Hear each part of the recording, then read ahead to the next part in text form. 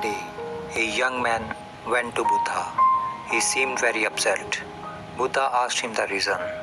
Young man told him that his father has died and he wants to perform best afterlife rituals for his father.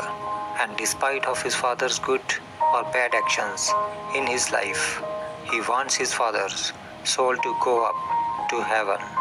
He said, I could have gone to any ordinary priest, but I have come to you with this request. I want you to perform afterlife rituals for my father, so that in his afterlife he can gain entry to heaven and permanently reside there. Buddha listened to the man and said, Go to the market and buy 2 earthen pots.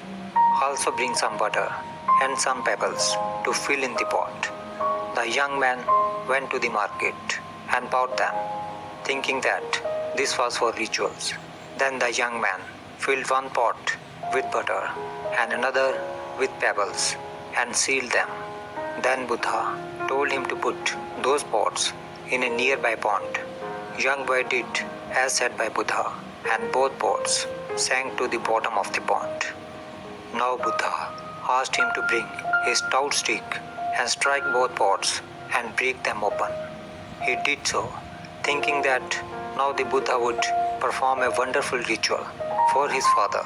As young man hit both the pots and break them open, the butter escaped from the first and floated to the surface, whereas stones from other pot settled at the bottom. Buddha said, I have done this much. Now call all your priests. Let them come and pray so that pebbles can rise to the surface and butter can sink to the bottom. Young man replied, Are you joking? How is this possible? It is against law of nature. Pebbles are heavier than water. They are bound to stay down. They can't float. Whereas butter is lighter than water. It is bound to go up and float on the water. It cannot go down. Buddha replied, Young man, you know so much about nature, yet you do not want to understand the law that is applicable to one and all. If your father kept performing bad actions like pebbles and stones, he is bound to go down. No one can pull him up.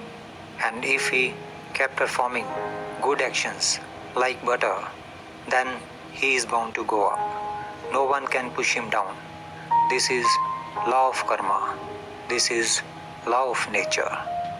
Our difficulty is that we think that some invisible power will somehow favor us, even though we do nothing to change our own behavior and our own actions.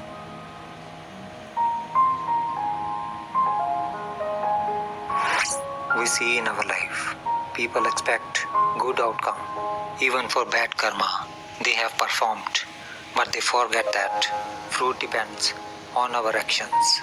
Therefore, we must be careful about our actions in daily life and do only good.